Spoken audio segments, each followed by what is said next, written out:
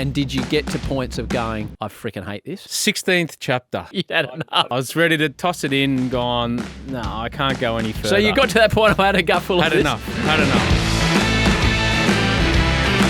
In that story, a lot of it's dark. A lot of it's not joyful. I just didn't achieve what I wanted to in my sporting career. I wanted to play a 100 test match and fell 94 short. You did make a test double century though, Brad. I wanted to play more of a role for Australia. In terms of pioneering the modern cricketer, there is a really interesting story there. However, I didn't want to write about myself. It just becomes all too consuming. My initial thought was, this is Brad Hodge, written by the old Ken Peace, or whoever the ghostwriter is, but no! What's the point of doing something if you're going to get someone else to do it? I wanted to really challenge the thought process of the cricket lover. Which you did to me. What's the value of test match runs versus one-day runs or T20 runs? That's the bit that hit me. So this defines you as an artist, as a proud Victorian, as a father, as a cricket coach, as a commentator at the Seven Network.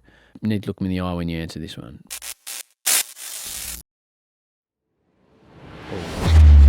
Took you a while to answer that. I was thinking of the backlash that I may receive from a lot of people, but it's just opinion, right? Well, I've seen some massive shocks in the world of sport. Long shots, upsets. But for our guest, who first appeared on this show in the 23rd of December 2016, episode 18, Brad Hodge, the fact that he is now making his way into the artist series is a massive long shot for mine.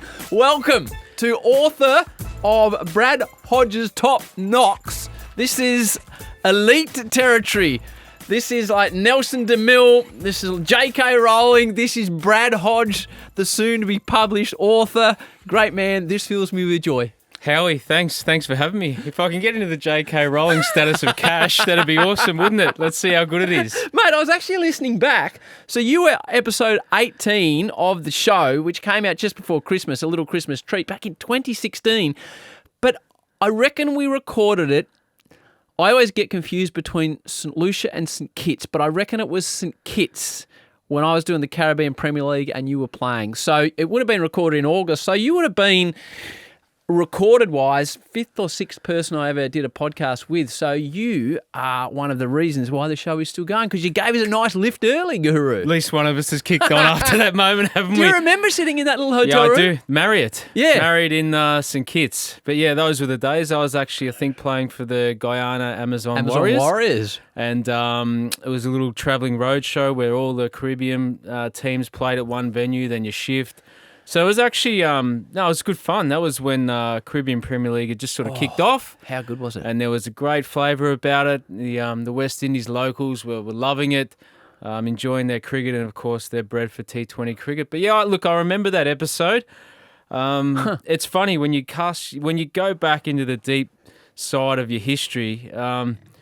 This is why this book has actually come about, because in that story, as you know, a lot of it's dark. A lot of it's not joyful. Yes. Because I just didn't achieve what I wanted to in my sporting career. I wanted to play a 100 test match and fell 94 short.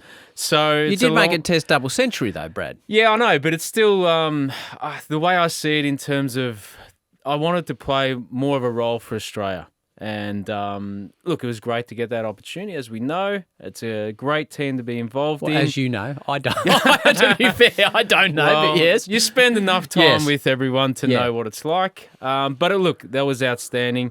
And for me, my goals were just short of where I wanted to get to. But, the good thing is that I did make a small, significant impact, and that's been a treasure that I'll keep forever. And before we get to the book, the world of coaching commentary, you're doing a fantastic job at Channel 7. How have you adapted to cricket commentary, and do you enjoy it? I enjoy listening to you. Well, there's far less stress, really. Far less money too, I would have thought. Yeah, less money. And look, it's been quite a mystery to a number of people how I haven't put a profanity across the airwaves, I must admit. But that's one of those moments where you sort of get excited. And, the great thing is about broadcasting or commentary in cricket is that you do still get your sporting fix. We love cricket and I loved playing it. But the mind, the body, the spirit comes to a time where you're not good enough or you need to stop. And I love seeing, I love the performance side of it, the winning and the losing and just some of the memories that you see of outstanding performances from individuals. You ride all that, and you enjoy the moment, and you know that there's the difference between broadcasting, in live at the stadium and doing it, somewhere outside of that. So Yeah, absolutely. You do get that sort of live atmosphere, and it brings you to that level. And hey, look, we love it. You know what? The difference between playing is you go home and you analyse your performance, and usually it's rubbish, and commentating takes you 48 hours to get over it. Coaching, well, you're analysing the whole system, so you don't sleep for a week. And broadcasting, you hopefully go home and have a chicken parma at 6:15. That's pretty much about it. Have a beer with Big Matty Hayden. That's it. It's funny, on the contrary, this has only popped into my head now, Hodgey, as often things do. When athletes come to me and have conversations about the best way to get into sports broadcasting, I didn't think of this, even in the drive up sitting on the Westgate. You are the example I always use you as an example. So since we recorded that, we obviously got to know each other, and you were the first real player on Channel 10 at the Adelaide Strikers when it was myself and Junior and Ricky Hunter and Gilly, and Gilly and Ricky and Andy Marr that really embraced the microphone down on the ground, mate. Yeah. And it got to the point where I said to you before a game, I presume you remember, this was Adelaide Oval. I said, mate, we've had an idea. Rather than asking you questions, can we just listen to you for an over?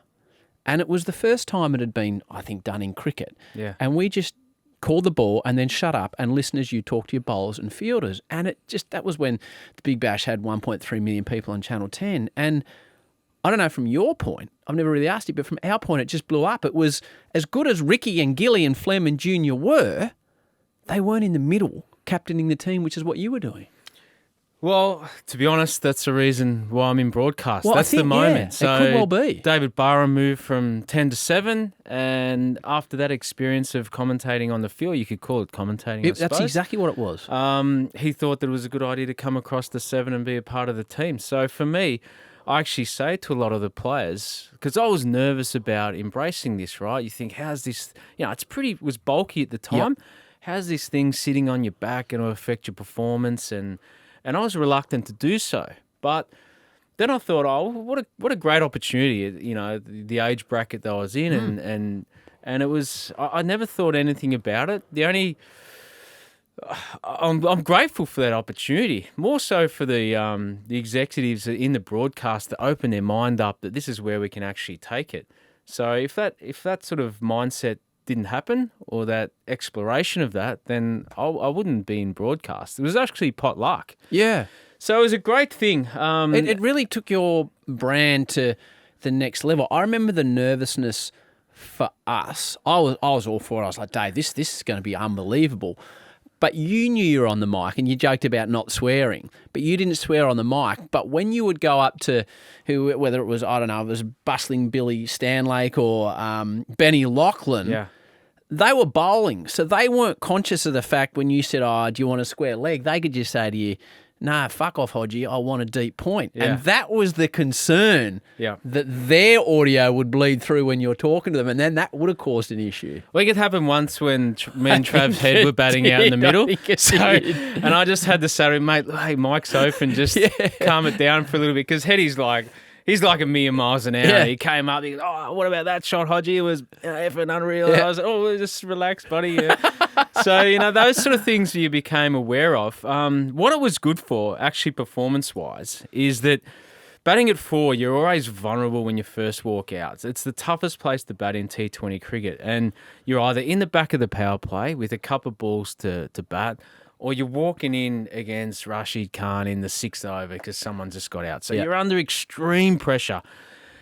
And the sort of mindset that I had is when I'd walk out, the producer would come into my ear and go, as you're walking out in the middle of Adelaide Oval, you're not even thinking about, and the producer comes out, Be Joey Starcevich. yeah, we'll come to you after the third ball if you're in the non-strikers. And I'm walking out there thinking, I'll be lucky to get past the first ball of Rashid Khan, let alone get to the third.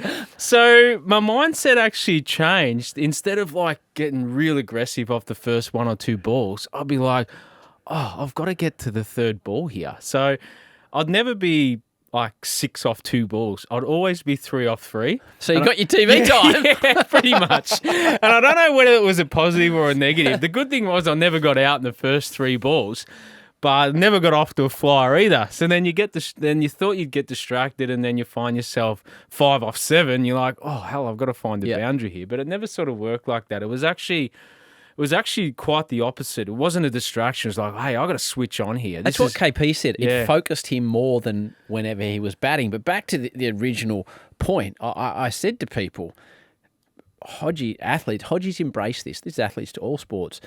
And as a result, he's gone and walked straight into a job at Channel 7 that he may or may not have got. And as the I'd way say you're may pointing not, out, of course. Yeah. So, it was amazing technology. So you're already starting to delve into the artistic space. Yep. Just tell me. Tell me, when and where are you sitting when you think, all right, old Hodgey, the Victorian guru, he's got a little idea for a book. And I'm fascinated to know what your wife Meg said when you brought this to the dinner table. Well, she's the artistic side. She's won. And it's a beautiful dedication. She's won awards for sculptures and things like that in the Victorian art scene. I'm not sure whether this book's going to win an award or not. It'll be amazing. As long as it doesn't get the Rotten Apples Award, I'll be happy. It will end up at some stage in the in the front of Dimmock's in the $1 bin. Yes, but not at the start. It'll be quality at the start because it's a great book. Cool. So what happened? Like anything, people want to know your story. They want to know what happened. Why'd you get dropped? What happened after 200? Which you talked about on the Howie Games. Yeah, and they're sort of like they're really negative things. And if you do sportsman's night, everything it's all revolved around sort of that, and it's hard to relive it actually. Like it's not a pleasant thing. So I said to the management team at TLA, which has now changed to TGI this week, that and they've been hounding me for years that your story would be amazing. This is Tony Box? Yeah, the book guru. Like, this would be an amazing story. It'd be great to tell. I said, look, no, it's not. It's not good. It'd be great for me to tell it, but it'd be horrible for me to read it. Gee, you're a lot more reflective on the negativity of it than I can remember back when you were playing in 2016 when we were talking about this. I guess you're 8 years old and your hair's a bit grey and you've had a chance to reflect, mate. Yeah, probably just looking at it through a different lens as well. Just the way things worked, not even, even in group dynamics and things like that. The way coaching staff spent time with you, which just didn't happen. So you sort of look and reflect on those, probably because I've had those life experiences in coaching myself now. So do you, I'm going to sidetrack you a few times. Cool. We'll get back to the idea of the book. So as a coach, and you've coached, you're with Australia in the World Cup. Yeah. Do you look differently at the peripheral members of the squad and the way you approach them as a result of your experiences? Definitely, yeah, yeah, definitely. And you do gravitate towards certain people. That's just human nature, right? But one of the things that I found, and this was just a bad experience when I look back in the One Day International World Cup in 2007, that I just had zero connection with any of the coaching staff throughout that whole tournament. Did you play in the tournament? Yeah, I played a couple of games early. Andrew Simons was injured, so was Shane Watson. Made 100 against a really, really solid Netherlands team. Mate, 100's 100 in the World Cup. It was 130, I think, off maybe 80 balls. And, punter failed, Michael Clark failed. There you go. Gilchrist, Hayden. So you got to get them. You do. You do, mate. So I thought I thought they were going to go on to win it after that, the Netherlands. But they sort of stumbled after that moment. They were on track. They were a powerhouse. But they've been good, actually, since that moment. They're probably top of the associate nations.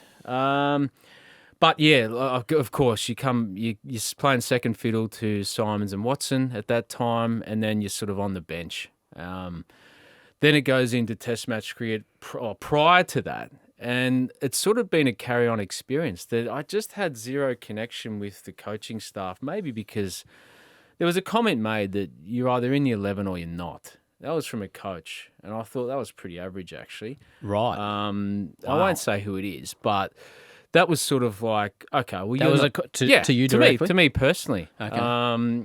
Jeez. You're not in, so you don't really care.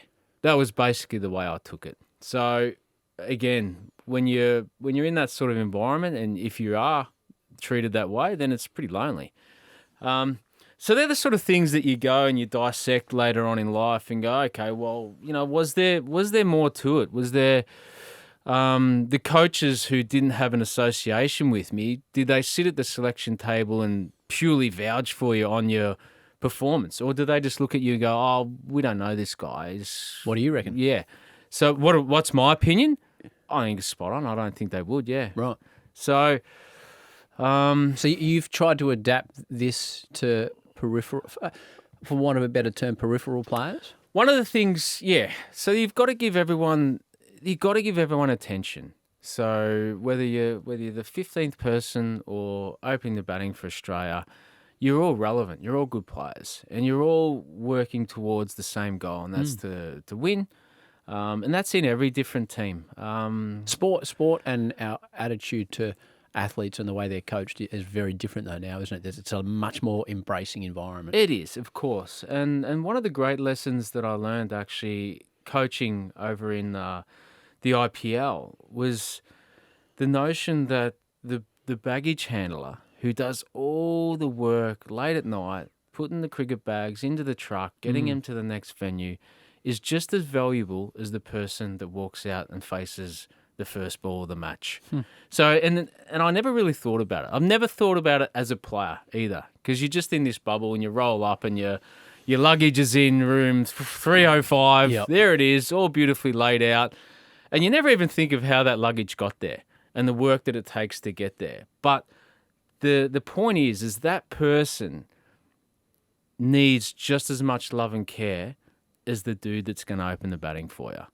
There are two different results, of course, and one's a high-profile paid athlete. But it's a great But culture to have in your team. if that guy doesn't function, if he's not at his best ability and just thinks, you know what, Tay, I can't be bothered staying up till 4 a.m. in the morning to get this luggage out the door, then the train stops. So it was one of the things which I just sort of learned along my path, and I thought about how many times that I'd run Powerade red or orange out to Ricky and Michael and Haydos and Gilly, and you think that's part of your job, but it's if you don't do it and you're not valued at doing it, then you get left behind. So it comes back to then you didn't want to delve into this negative space in the book. yeah.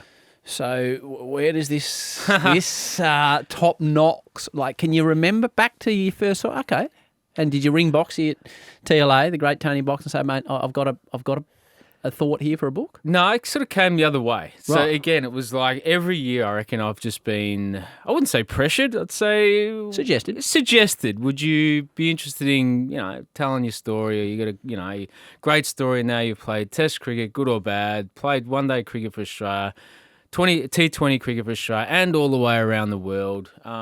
And you could probably, I played in the first T20 game in England.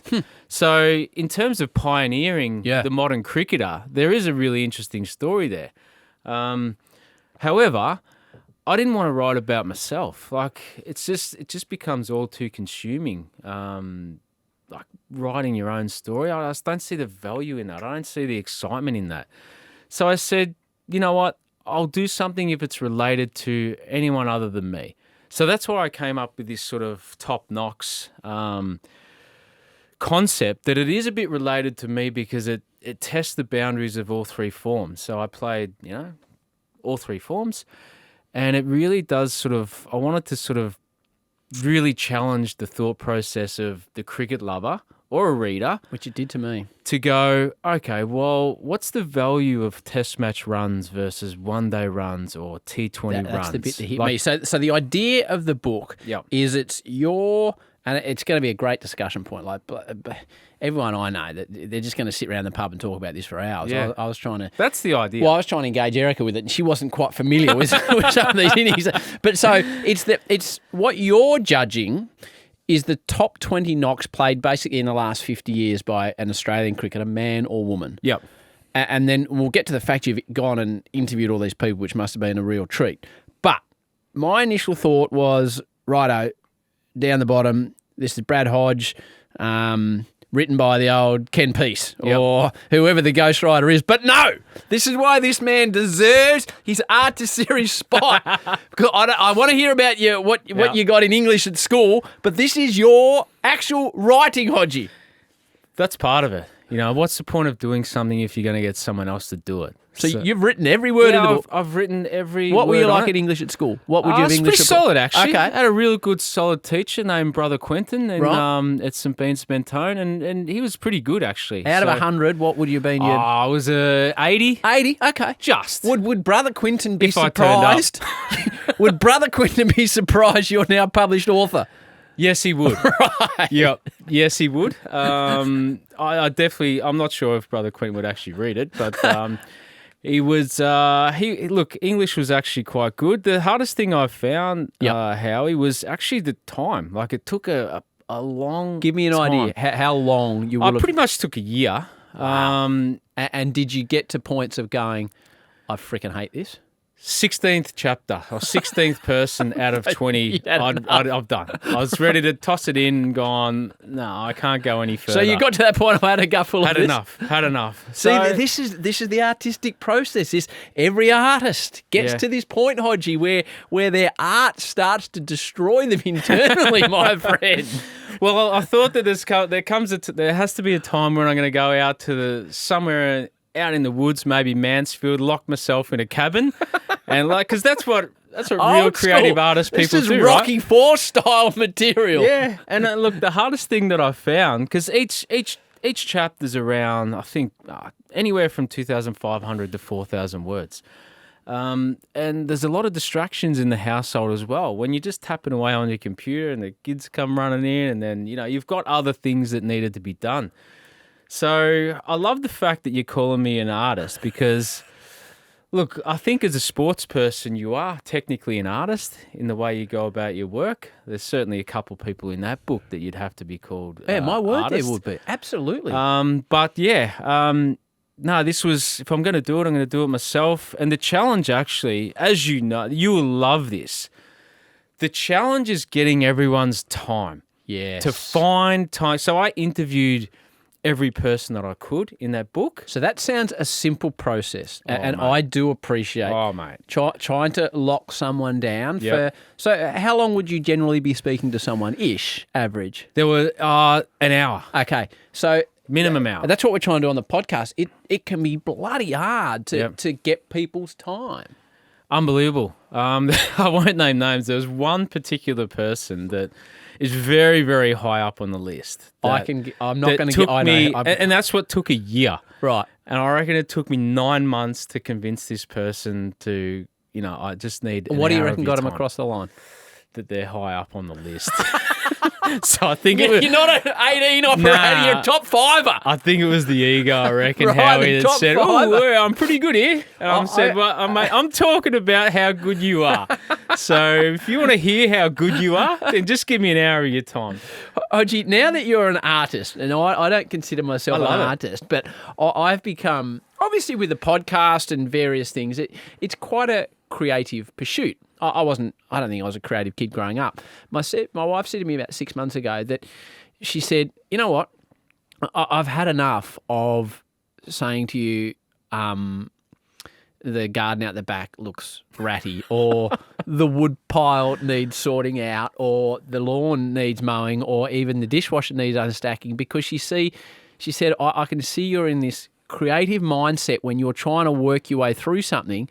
So I'm giving you special dispensation as what she termed creative person, you don't have to worry about this stuff anymore. This has been the greatest development in our relationship, Hodgey. I love it. So this is what you can be pulling at home now. When Meg's saying, you know, one of the youngsters needs to get off to footy training, you're like, no, I'm in the creative space. I need it to be tangible yet. I need to see the physical book yet. So it doesn't come out for another month. So you haven't got because I got the digital copy. Yeah, obviously. no. So the hard copy I think is 24th of September. Right, and it looks great. Like right.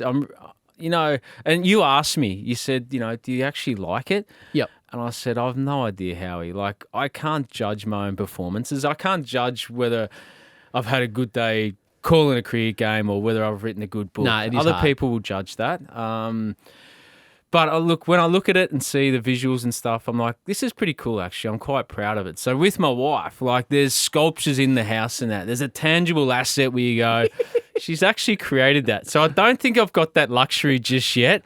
So I need a physical hard copy that I can then put next to the sculptures and then go, there you go. I'm an artist. And I might even change my name. Like, I have to, Brad Hodge is not really that cool. You're going to drop the H to an Hodge, like a French-style Bradley Hodge? Maybe. I don't know. What's your middle name? John.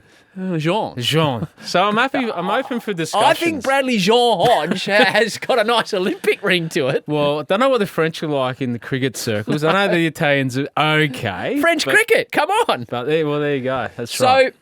So what Hodgey has done in Brad Hodge's Top Knocks has put together what he considers the top 20 knocks in the last 50 years. Doesn't matter what the format, and that really got me thinking, because I to be honest, I thought there'd be more test innings in there, and then I started thinking about the innings you had, and I was like, oh no, I get that. I 100% get it. So what we're not going to do is list all 20 in order. I'm going to ask you about some. Yep. But I'm not going to say what number they come in. Cool. So we might go through 4 or 5, 6 innings. Yep. But we're not going to talk about where they are. But of all the people, and it's a tough question, of all the people you spoke to, and these are some absolute greats of Australian sport, who was the one person, because I have certain people that will sit here in the podcast and I think, I can't believe I'm sitting down chatting to X. Yeah.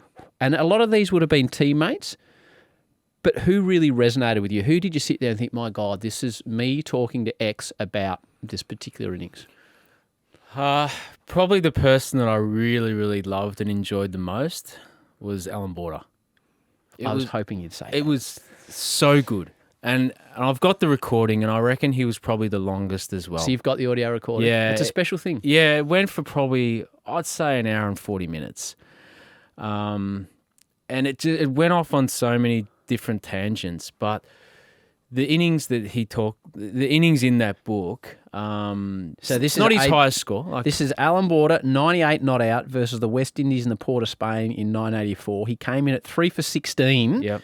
Joel Garner took 6. Tommy, we tried to find some vision. We weren't able to find that one. I think he made 100. Made 100 in the second innings as well. Yeah. So tell me about the conversation with AB. So this is one of the 20 innings. Yeah. So he just talks about, like, it was a real green wicket.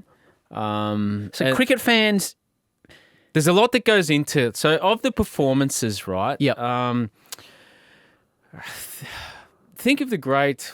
When the first thing comes to your mind about who won gold at the Olympics just happened, who's the first person that comes to your mind? And I'll tell you what comes to my mind. Jess Fox for me. Jess Fox for you. I'd say BMX rider. Saya. Capybara. Yes, correct. Yes. So, and to me, it's the backstory, right? So there's a huge backstory of pressure. So yes, with that one, and same with Jess Fox, right? So to go back to back. And if you've missed Jess Fox's episode on the Howie Games, it's there waiting for you right there now. You go.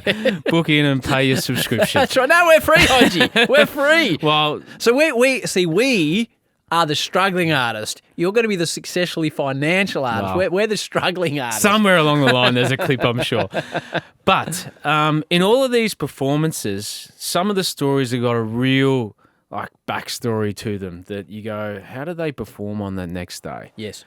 So there's a lot of it in that. Back to Alan Border's innings, they've had this whole stigma about how good the West Indies were. And they were just frighteningly fast. And we've all heard it, but those visions are probably gone from the young people who love cricket. it's frightening. So when he walks out and says, I'm actually scared, and then Dean Jones walks out at the 6th wicket and it's his first game and he's purely petrified. Those sort of things which what he brought to the table was just, outstanding. You sort of go, well, how do you feel? What do you do? So we actually got into really talking about the moment and this is what I tried to do, and this guy was just frighteningly fast, so I just wanted to do that. And even prior to the game, there was a guy, I'm not sure who it was, but he talked about the opening batter. And I think it might have been maybe Steve Small, I think. Okay. I don't want to get the name wrong. Okay. But he said that he pulled out of the game in the morning purely because he was frightened of seeing the state of the wicket and facing the West Indies. And I reckon Dino went in because I reckon Dino's told me this story on the podcast. Story. Correct. So we'll throw a bit of that in here from Dino's app. Yeah. So if you can put that into context about that's how scared someone was. And when you're Alan Border walking in at 3 for 16, then you make this fighting 98 against lightning fast bowlers. So there's a lot to it. A wicket that's green, it's going to be fast, it's seaming everywhere, and then to put in a performance like that, it's pretty special. So that's AB. I'm just going to go through some of these innings with you. As I said, we won't list where they are. Yep. You talked about Dino. Yep. 210 versus Madras, and we've lost a few people that have been on the pod. Dino, Warnie, Roy. Yep. Boris Becker's still with us, but he went to jail. That's probably he's the only convicted criminal that I think's been on the show.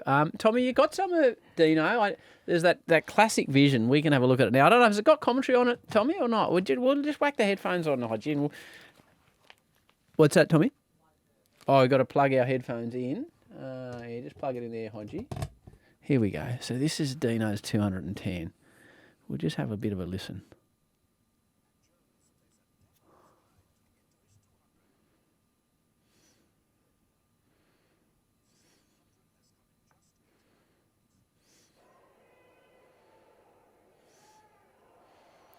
So that's Dino eventually getting dismissed.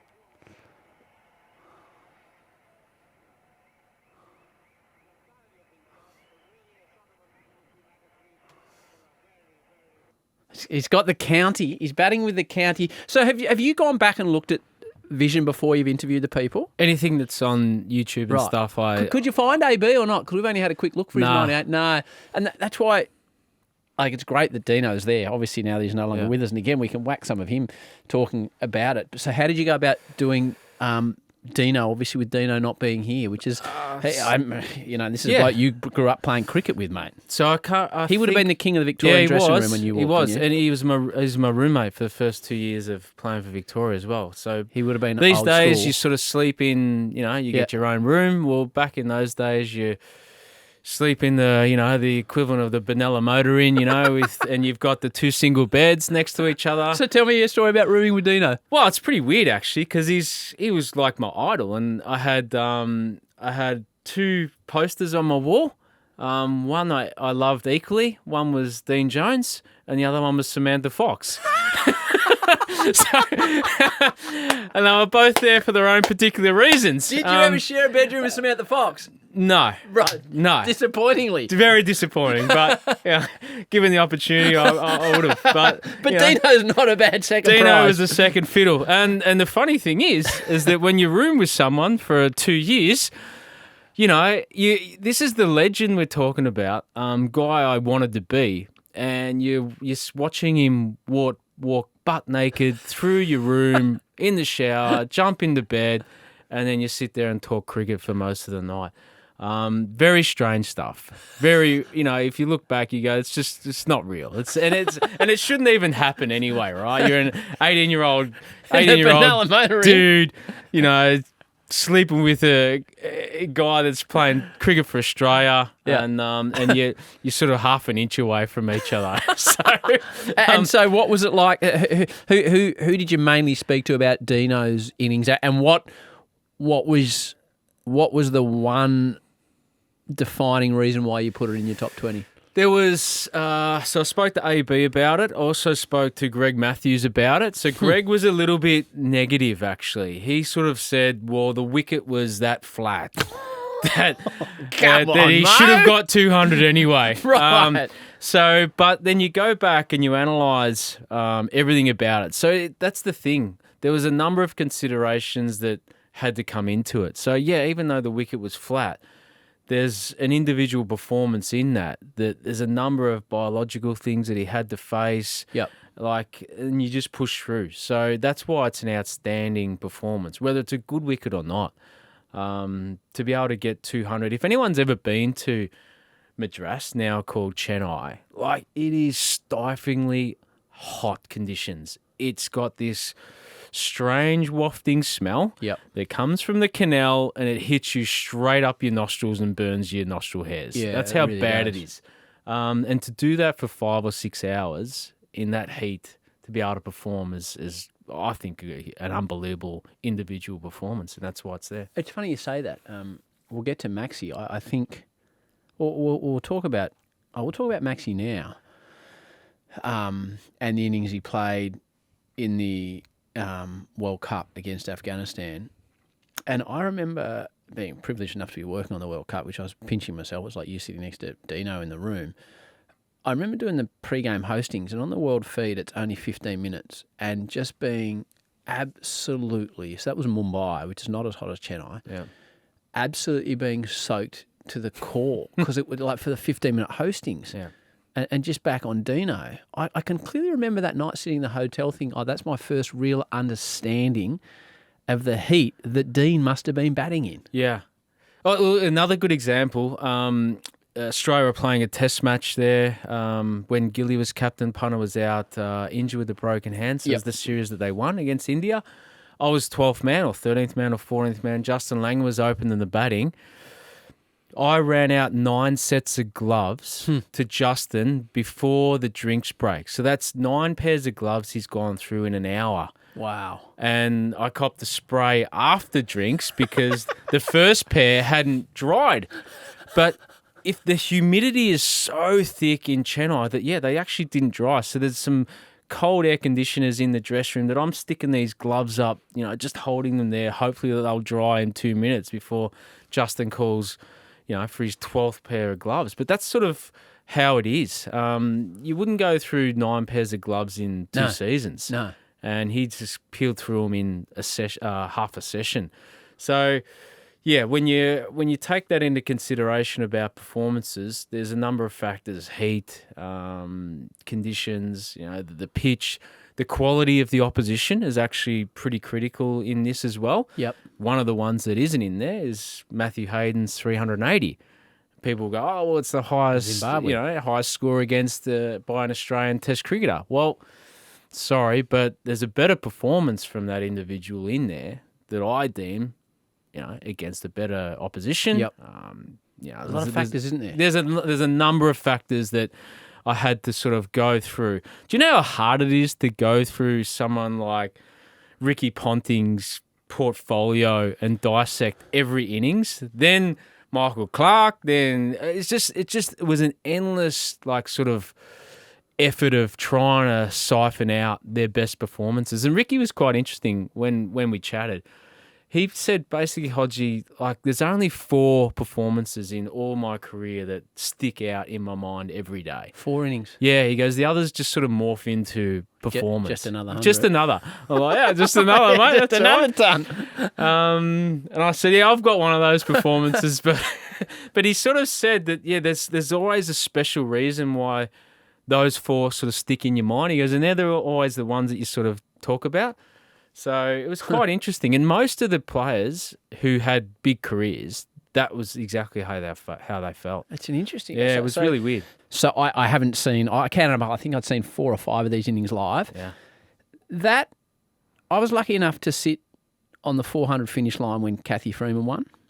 And I was lucky enough as a punter in the crowd to see Aloisi with the penalty. Yeah. That's where I put Maxi's innings. It's the greatest cricket innings I've ever seen. Yeah. But I think it's just about the... In fact, I don't know how I'm saying this. It's elevated in my mind above Kathy Freeman as the best sporting performance I've ever seen live. Wow.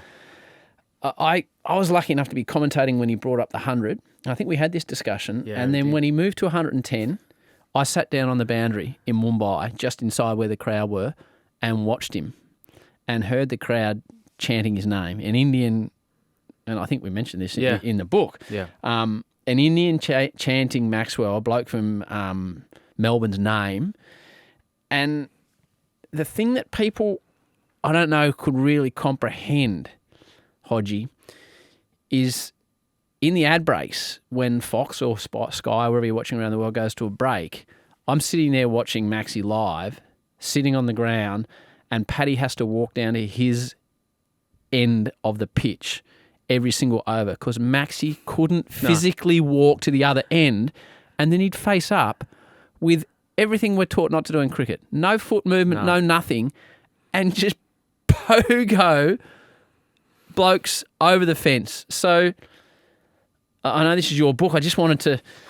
It's the best cricket performance, if not the best sporting performance I've ever seen live, and it will stay with me forever, what he did that. And he'd bowled 10 overs in the heat. That's true. In the middle of the day, that innings. So what's your impressions of that one? Well, that's the debate, isn't it? I sort of really had to wrestle in my own mind where Test cricket stacks up versus one-day cricket versus T20 cricket. So I couldn't believe that I was putting it above the Test cricket innings you had in there. And I don't know if it's recency bias or the love that I was there, but I came away. I listed them in my own mind and wrote them down, Hodgey.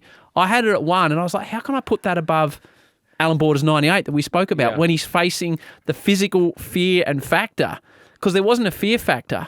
No. But he doesn't play that innings, Australia don't win that World Cup. No, that's correct. And that's probably where, if you look at it, and you'll see there's performances in there that are in there because of that.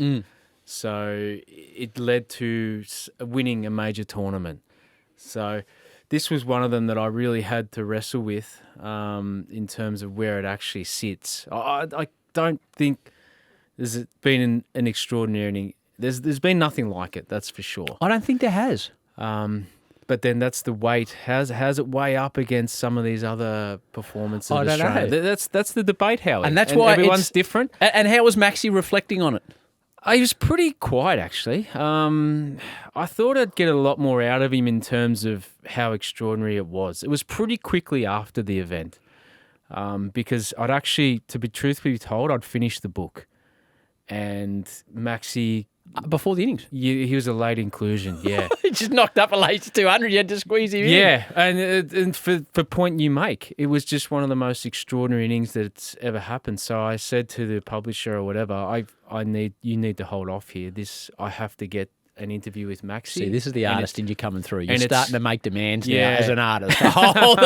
I've got some more work to do. Yeah, and that was it. So it sort of got delayed again because Maxi was flat gas after that. When he come back from the World Cup, he was like a superhero. Yeah, he was. And he had to do this, and this. And finally I said, mate, we live about 3 streets away. If you got some time, and we got together, and he was actually just... I think he was so flat and overwhelmed with what had happened in the last sort of, 2 months. Because his World Cup, take that innings aside, his World Cup was still amazing anyway. And he was under the pump with the whole golf cart incident and all sorts. Yeah, he's leading. So, he wasn't in South Africa with his ankle was cooked. Right. So there was a number of reasons which sort of led to some real concern for... the management team. And I was in South Africa before this World Cup. And that's where the Tim David exercise was, can he bowl 5 to 6 overs of off spin, if Maxi can't get there? How do we replace a Maxwell? How do you replace you can't. And that's what Andrew McDonald was pretty clear. He said there's 2 players in this side we cannot replace. That's Maxwell and Travis Head. And look what happened to those 2 players. That's why he's a good coach. Yeah, well, it worked out that way. And I remember sitting in the, we're in Johannesburg in his room after Hetty broke his arm. And we were going through the list of Australian replacements. And after 2 days, I reckon, Ronnie just sort of said, you know what, we're going to carry without him and get him in around the 7th game.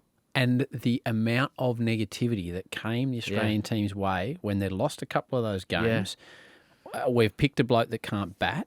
Yeah, that's true. Well, look, the discussion... Heavy lays the crown. Well, these are the back discussions you have as coaching groups and decision makers, don't you? And then he went through everything and he's gone, well, there's other people that can do the job, but this guy can win it for us. He's a single match winner on the day, and didn't that prove to be right? It did. So on that, in fact, Tommy, because we've been trying to get Maxie on the show for a while. Yeah.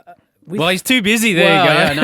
Yeah, he's got a lot on his plate, and he'll give us some of his generous time at some stage. I interviewed him 2 days later. I can't even remember what Indian city it was in now for Fox. Yeah, and it was an adventure in itself. We've got the audio of that, Tommy, that we've never put out. So as a conjunction to Hodgey's top knocks, Tommy's looking at me Australia. Yeah, Matty Weiss from Fox said it to us. We might do a little addendum with an interview with Maxie about his 200. Yeah. So now we get to an innings you didn't put in. Yeah. How much did you wrestle with not putting Travis Head's 100 in the World Cup final? Again, I saw it live, and Bumrah and Shami, we were 3 for. Yeah. And Sunil Gavaskar, Sanjay Mandraker and Harsha were literally jumping around the back of the box in joy. Yeah. We were 3 balls away from being 5 for and out of that. And then Hetty and Marnus, like you look at the scoreboard on that post, you think, Australia cruised to that. They did not cruise to that at 3 for spit. So how did you go about culling Travis Head, Hodgey? Was he in the discussion? Only reason he's not there, Howie, as I said before, the book had been completed. Right. So there's a couple of other one-day knocks in there. Yep. And I reckon Headies trumps those. Huh. So I've actually... Part 2! I see a part 2! There were 7 Harry Potters, Hodgey. This so is good. I have spoken to Hetty and I said, mate, don't nail me when this thing comes out. So you put the little disclaimer I put in. a little disclaimer in there that, you would have made it, blah, blah, blah. And look, to be fair to Hetty, there's probably that and the Test World Championship knock of 160 as well. Yeah, against India. Which was just unreal. So they're 2 knocks that you'd probably have to really do some homework to go, well, how do they come up against the rest of the crew? But unfortunately, the book was completed. Yep. So that one-day knock in a final versus, you'll see there's a couple others in some finals. Yep. It'd be a real arm wrestle to see which one would win, and Yep. I reckon Hetty's is number 1. Right. In terms of one-day international He's knocks. a big listener, so you'll keep him happy. Yeah. So He's a good mate, so he gets a good tip. Coming in there, and this will surprise people, and I was like, no, Hodge, you've got this wrong. And then I look back at it. You've got a bloke in here in the top 20 knocks in the last 50 years that made 41 not out. It's extraordinary, isn't it? It is. His name is Matthew Wade. Do we have any of Matthew Wade, Tommy? No, we don't have at this stage. We'll whack a bit in. This is where Tommy's gone a bit half-assed. But anyway, you can't get good people these days, Hodge. You know what it's like. That's why artists like myself get a little bit upset from time to time, And have dummy spits, and so do I. So Matty Wade, a World Cup semi-final in Dubai versus Pakistan. He made 40. He faced 17 balls, Hodgey. Yeah.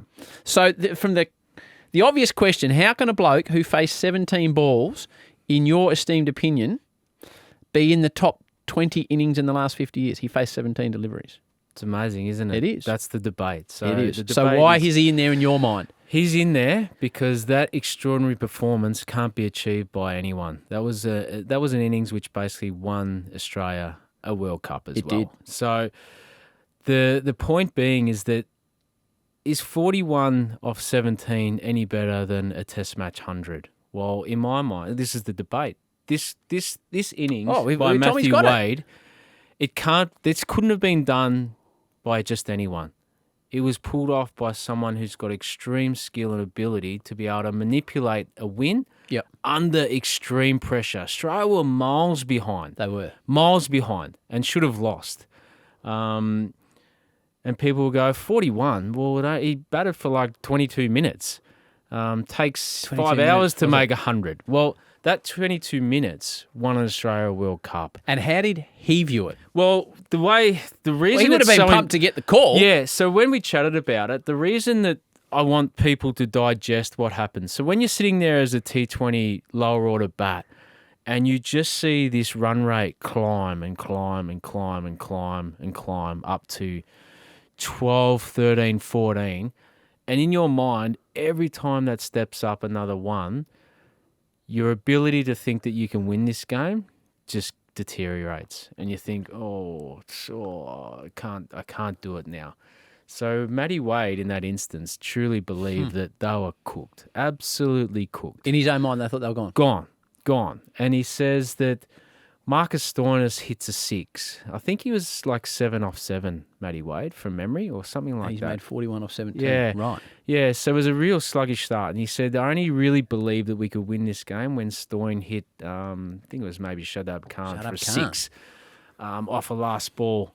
And that's why it's so special. They were so far behind, and that no one, if you pick any Test cricketer, no one could have been able to do that. There's a special uniqueness to T20 skill, particularly batting down the order in that space, to win games when it's lost.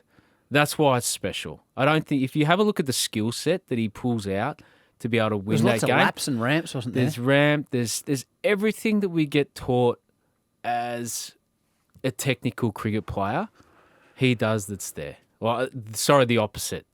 It's like I'm gonna predict what this bowler's gonna do, and I'm gonna execute as best as I possibly can. Before I ask you about this innings, we mentioned we'd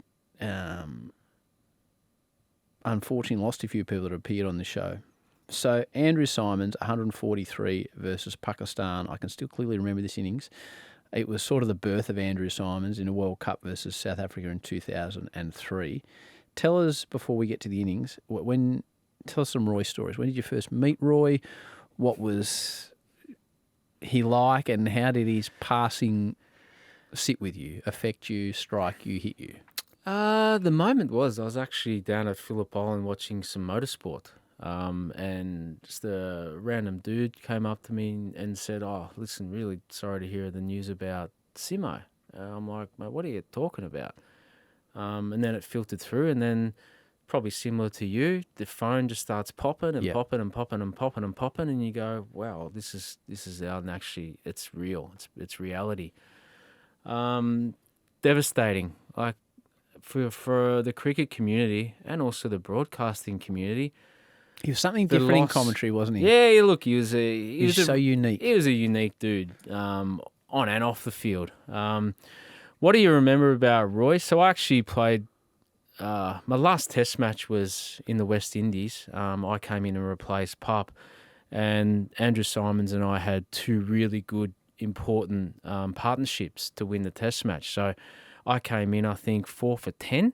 Right. And so what's he like when you walk out? So this was pretty special because I hadn't played for a year or so, came back in, probably, got one opportunity to do well. Walk in, and can you believe it? When do you reckon Australia were 4 for 10 ever in that period? I'm like, this shit's not happening for me today. So you're thinking you're coming in at 4 for 390? Probably something. Get a nice little 50 and, get 180 lead. Push that average above 50. Push on. So anyway, I walked out, and Simo walks out, and he's just massive. And like, I've known Simo for a long time. We played a lot of junior cricket together for Australia underage stuff and representative and things like that. And he's just big and enormous.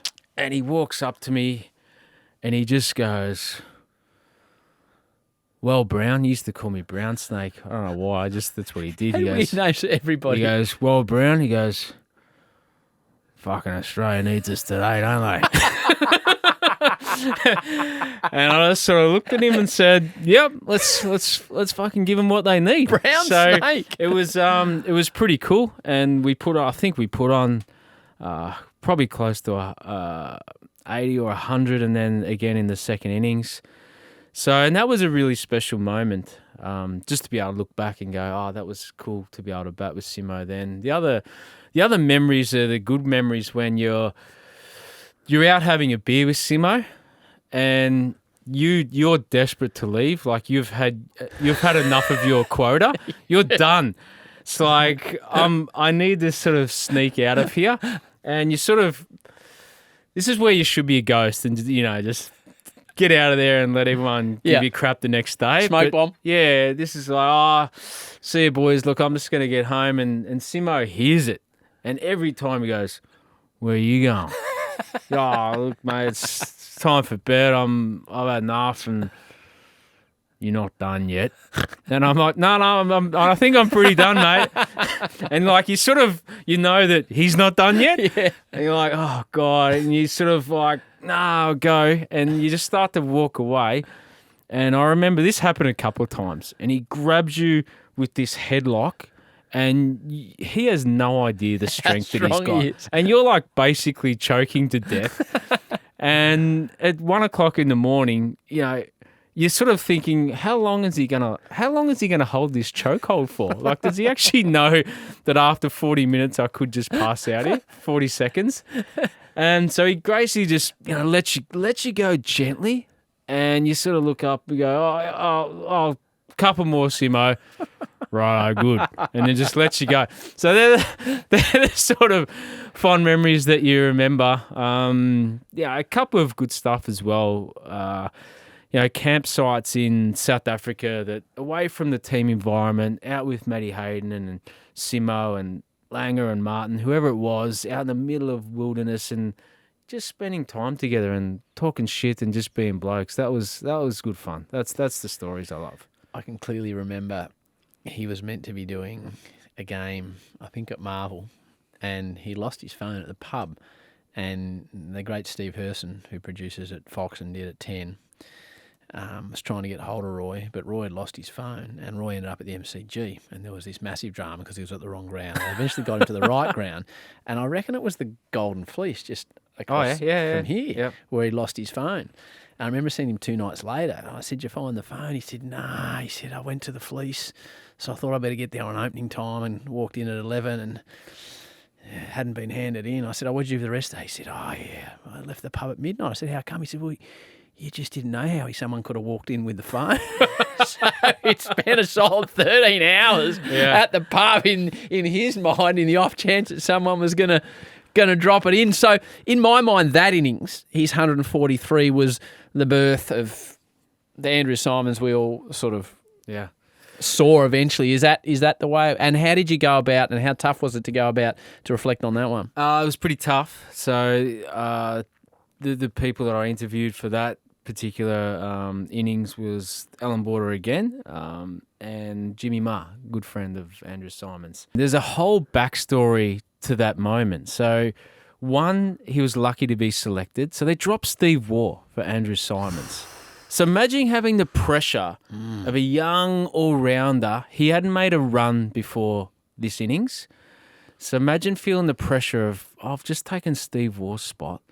So Alan Border talks about that, about how nervous he was. Was AB a selector? Yeah, he was. Okay. So when Simo walks out, Australia's in trouble. Yeah, 4 for not many. And AB's like, oh, geez, I wish I had Steve Waugh. If ever there was a time we needed Steve Waugh, it was not now. And he goes, oh, shit, I selected Simo. So, there was a real lot of nervous energy. The other backstory is there was complete chaos the morning or the night before that game. And that's because Shane Warne had been ruled out through drugs. So got sent home from South Africa. Got sent home. Diuretic. Yes. So that was the night before? The night before. Someone else was out too. Was it Buff was out or something? Buff was out injured, I think. Yeah, okay. And they were down to no one. That's why I think Jimmy Ma played. Right. Because he goes, we actually had no one left to play. But again, all that sort of distractions and backstories and that add to how good a performance that was.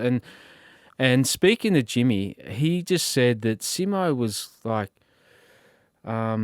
he had zero belief in himself at that time. Like he was pretty insecure about where he stood in the landscape of cricket. So to be able to go out there and pull off a miracle like that, that's why it sort of is in there.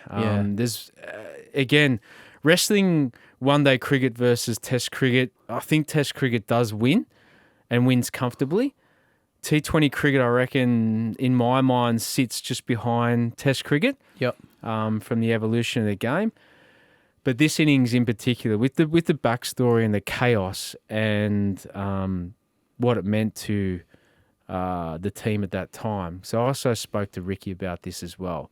So And Ricky was he was the captain, and he was the great supporter of Roy, wasn't he? Yeah. So he was captain at the time, and even he was under pressure because he'd just taken over from Steve Roy as well as captain. So there was this whole sort of insecurity in the team, and Ricky sort of said after that innings, like, we just lost Warnie, so they thought that their whole tournament was finished.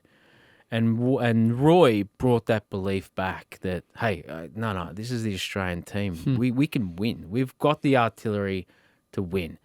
So that's sort of why it was special. And I think that after that moment, I think Simo went on to have a really good tournament, and they went on to win. So that's, again, if they lose that match, as Ricky said, we wouldn't have won. I love that it's not just numbers. Like, it would have been easy to just look at the top 20. Like, you know, you love your footy. It's easy to look at, you know, we've got to give the 3-2-1 for Melbourne, and Petrarca's had 34 and Oliver's had 28 and Viney's had 27. So they get the 3-2-1. I love the backstories and the way you're explaining where it sits in tournament play or the pressure that the team was under in certain scenarios. I want to ask you about Warnie.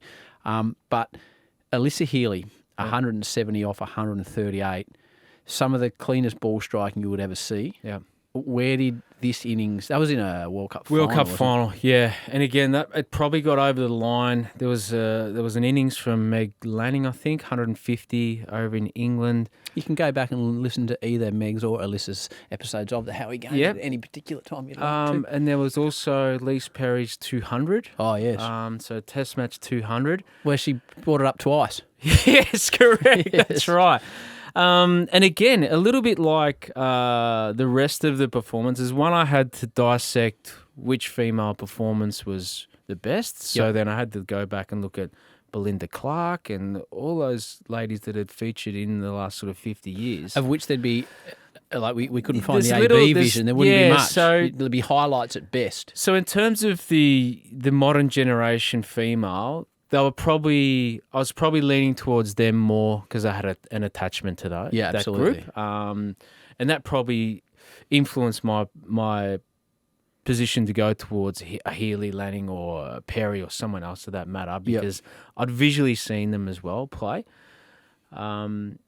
This innings in particular, when I picked it out, because I had to then dissect her other innings, and then I had to dissect Meg Lanning's 100 that won on the Ashes. Yeah. So there was a number of things, and then it was more so come down to tournament play and that moment of winning a title, you know, on that particular day. So that's why that innings sort of got her over the line. And, you know, if you break it down, like the strike rate's extraordinary. Yeah, 170 off 138. So it's not your average normal day at the office. No. So, you know, that's where it's really interesting to break down. Then Howie, just for the readers and the listeners, like that, this is, just to put it straight, this is not a token, just need to get a female performance in there. This is like, no, this is a gun performance. And I had to pin that against other one-day international performances. As you said, 170 in a final. Yeah.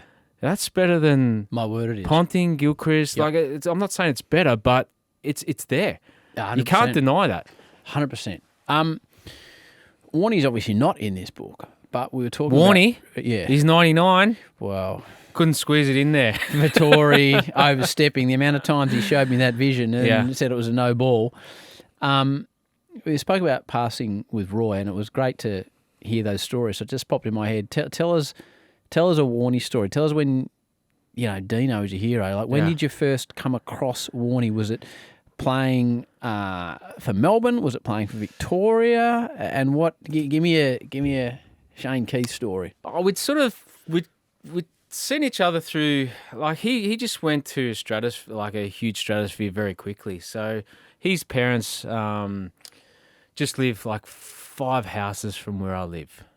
So they just live around the corner. So I see Keith a fair bit and stuff like that after Warnie's passing, and it's you know, it's hard. But With Warnie, I think the biggest, earliest memory of Warnie was playing a Shield game, and we won the game against Full Strength New South Wales. So it was a really awesome battle. And this So was were the Wars playing? yeah, everyone was playing. Like, it was Full Strength, Taylor, Slater, Steve Waugh, Mark Waugh, and it was almost like this unbelievable batting unit versus Victoria's bowling unit, which was Gunn, Rifle, Fleming, Warne, and whoever else. And I think it was on the Saturday night. I think the game finished Sunday. So I'd already batted, and I finished with 92, I think. So I was pretty happy. 92, I think he Yeah, says, Tommy. I something think like he that. says, round about 92. But Warnie had to go on Hey Hey It's Saturday. So he's like, oh, dodgeball, come on, let's go to Hey Hey It's Saturday. So I'm like, okay, cool, let's go. Daryl and Aussie. So we go down there and into Bendigo Street where Channel 9 was and where they do the filming. And on this same particular night was Kylie Minogue. So this was really cool, right? So I'm in the green room. I'm not even doing anything. So I sort of said to... You're the plus one. Yeah, I'm the plus one. So I said to whoever was there, I said, mate, have you got any you got any beer knocking around? I just made 92 against one of the best teams in the world, and I'm feeling a bit upbeat. So I just start drinking a couple of cans in the green room, and Warnie's there, and then he goes out, and then Kylie Minogue comes in, and then all of a sudden was this extravaganza of who's who, right? Anyway, we finished that, and then of course the transport. He goes, right, dodgeball. We get. Yeah, it's a good night. You've had a good day. We're gonna go to this club in Chapel Street. Righto. But it's not any transportation, right? It's the white Lamborghini. So, it's like cruising down Chapel Street. Is this his vehicle? Or? Yeah, it's his vehicle. In this white Lamborghini. And You're down Chapel Street? Yeah, and I'm 18, just peeled King off of the world. quick fire 92 against New South Wales, Full Strength. And I was just thinking, this is awesome. Just hanging out with the king is unreal. And, it just pulls up, doesn't get a park, just pulls it up out front, probably an illegal parking spot. We walk into the club and then we cruise around town in this white Lamborghini for half the day. And those are the sort of the memories that you sort of, you go back and you go, that shit just doesn't happen to normal people. No. He's just used to roll in this world, which is, incredible. The other thing I remember specifically about Warnie was copping a 6-month speaking ban. Or no, actually it was closer to a year. And I don't know whether... I think Flem might have told me about these. I don't know whether anyone's had this same experience, but I don't play poker, and he was massive on his poker. Anyway, he used to have the St Kilda boys around there. I think it was Baker and Co. and a few others, and whoever else. Joe Hasham would go around to his house. Ricky Tunnicliffe would always be there. Maxie would go. Yeah. So he's like, dodgeball, come and play poker tonight. And I'm like, what's the buy-in, mate? He goes, 500. Said 500. He goes, I can't play, mate. He goes, you'll just take my money in the first round and I'll be out. He goes, don't worry about it. You can buy it back in. I'm like, what? Buy it back in? So I'm like... This is a man that had... I remember sitting in a car with him and he was running through expenses for me and he had 4 memberships at different golf clubs around the world. Unreal. I haven't played that one for 2 years, but it's good. So I've got to keep the membership there. So back to your expenses situation. So it's good. So I'm like... So basically you're telling me, mate, I'll play for 8 minutes and I'm a grand down. He goes, yeah? What's wrong with that? I'm like, well, it's not really a lot of fun. And he basically just goes, oh, okay, then buck you. Don't worry about it. So I hung up. I'm like, oh, okay, well, that didn't really go to the way I wanted it to, didn't it? Anyway, so he didn't talk to me for 8 to 9 months. And I'm like, I wonder how Warnie's going and stuff. And I was too scared to actually ring him up or anything like that. And then all of a sudden, after a year, just rings you, oh, dodgeball, how you going? What's going on? How you going, mate? Not much. Oh, what are you doing today? Oh, nothing. Okay, come and play golf with me down at the Capital. And you're off James again. Packer and the Packers are playing. Okay, okay, right, cool, let's go. And then all of a sudden, you're having a putt for $14,000. Did you nail the putt, No, Hodgey? I lost it. I shit myself, Howie. Well, you're going to have to tell us about that in a bit more detail. God, well, same thing. So we've rolled up there, and he goes, right, well, it's $1,000 a hole. And I'm going, mate, what? That's $1,000 a hole. What do you I play only off? have had 1,000 in my bank. I'm like 12, 14. Right. And he goes, don't worry about it. I'll cover it for you. So I'm who's like, playing? So it's Packer. James Packer, Yep. who doesn't have too many problems with $1,000 a hole. No, Hodgey. Packer. Think he's one of whoever the other person was. I'm not Right. sure. One of his high rollers. And you and the king. Man, King. So King. the strange thing is that like I'm just as soon as that gets mentioned, I'm like petrified. I'm like, fucking hell, I don't even have that sort of money. So he goes, don't worry about it. I'll cover you for it. So I'm petrified. And the bad thing is that Packer tees off. And he goes like straight away. He doesn't wait for the rest of the group to tee off. Off he goes. Yeah, but if his ball's like out in the middle, I said, Warnie, what if I hit him, mate? What if I get one down? Like, what happens if I hit him? He goes, fucking don't worry about it. Just pin it past him. So anyway, you nail it down. So he's down off the green. He's finished his hole, and you're still going through the motions of where you're going to finish. And anyway, it gets to the 16th, and God help us, I've actually played out of my skin and I've won a pile of holes. And Warnie was like, okay, not his best, but we're 2 up with 2 to go. So they go, right, well, we can't, it's only going to be a draw, double or nothing. I'm like, oh my God.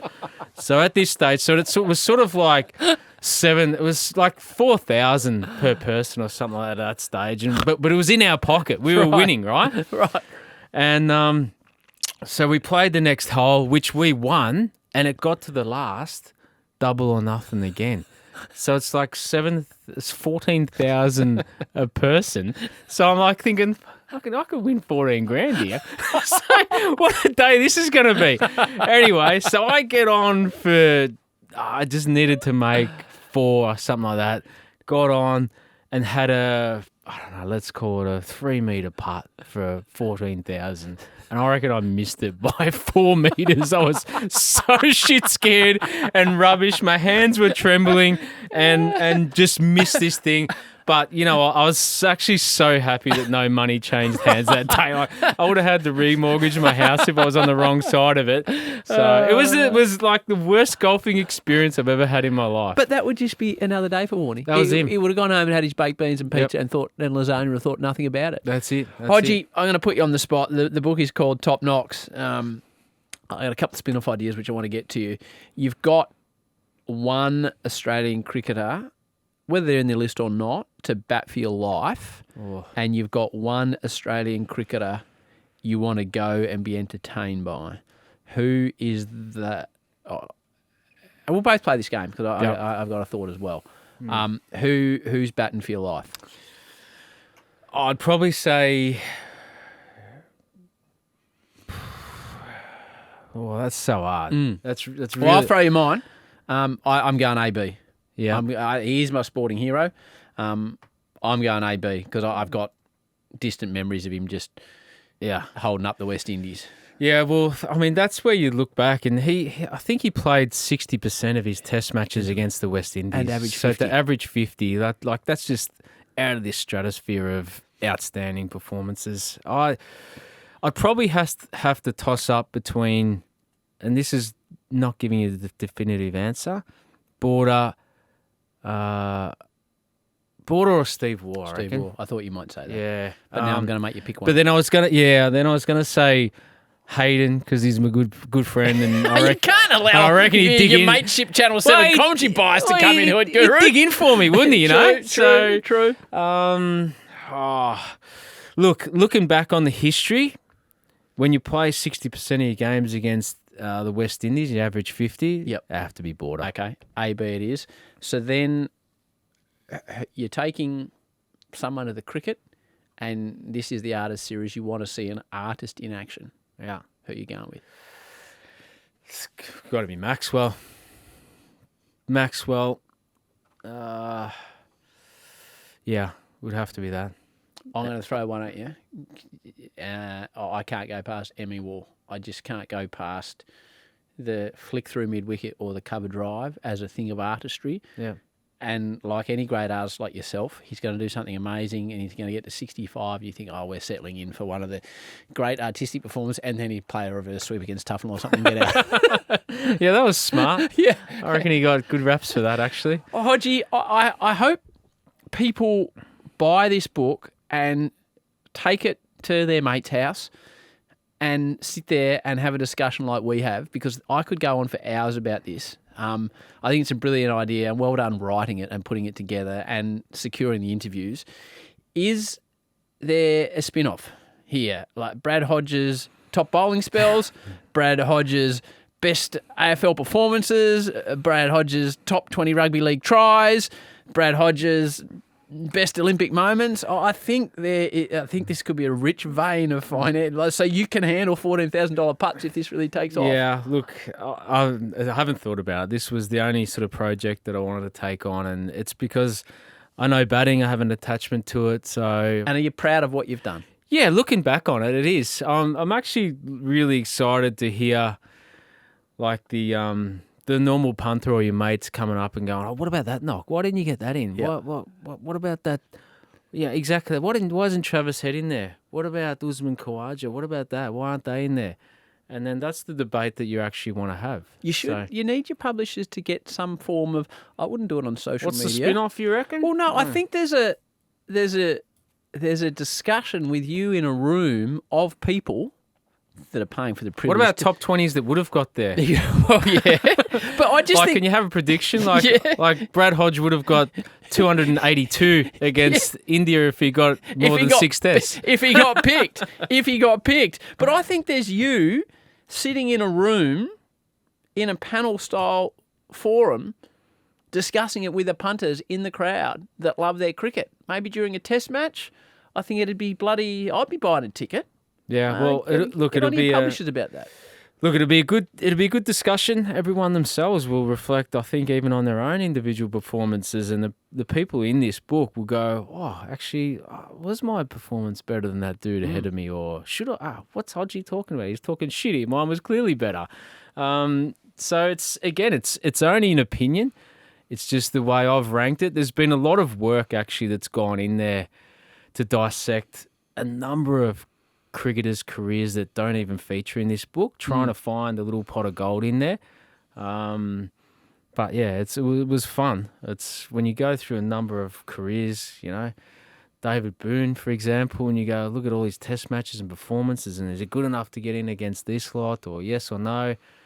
There's so many hundreds that have been made, and individual performances. It was hard, but it was good fun. How do you think it would have been received if you put your own innings in the top 20 in the last 50 years? I thought about it for a joke, actually. I would have liked it. It would have been bold. I was going to have a chapter 21 just for a joke and say this should be in there, but I thought it's probably not relevant.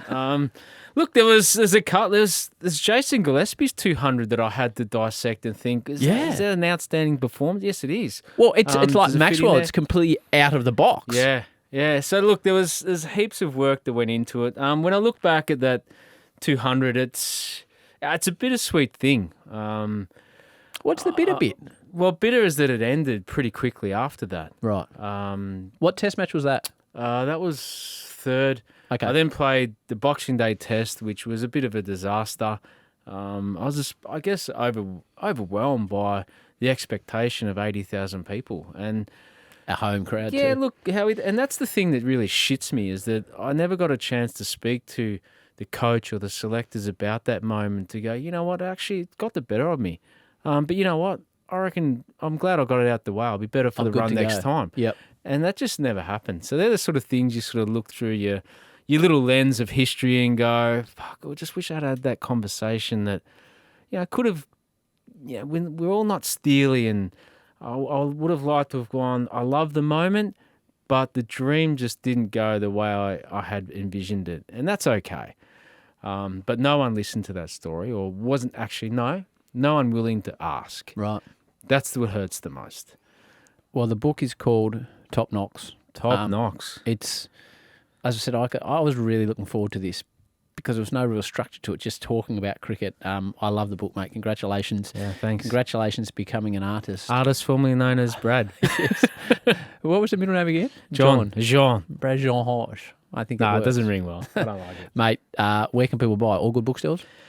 I actually don't know yet. As I said, it comes out on the 24th of September. I think before it comes out, your marketing delivery plan just needs a little bit of... No, but, look, but you're an artist. You don't deal with this. This is other people. They structure that up, Howie. I'm Okay. actually so exhausted from actually putting it all Are together. you going on a tour, a signing tour? Don't know. Actually, again, I wait for that information to come in. If you're not I down just said, if I have to sit at a Dimmick store and like be a numpty, I'm out. Come down to the Barwon Heads bookshop down there. We'll have a queue down the road. We'll have a couple of Barwon Heads brews for you ready to go, and you just talk cricket. Yeah, what I might do is just walk through the members in the Boxing Day test with a book and a pack of peanuts and see if I can sell both of them. And see what books and feedback you peanuts. Books and peanuts. Final question for you. Listen to Brad's full episode. The book Top Knocks is what we are discussing. You can get it at any good retailer now. Apparently, Hodgey's not sure where you can buy it, but it's going to be a bestseller. And yeah, it's just a really enjoyable conversation, a podcast I enjoyed enormously. But Brad Hodge, this defines you as an artist, as a proud Victorian, as a father, as a motorsport fan, as a cricket coach, as a commentator at the Seven Network. You need to look me in the eye when you answer this one. Brad Hodge, pineapple on pizza, yes or no? Oh. Yes. Yes.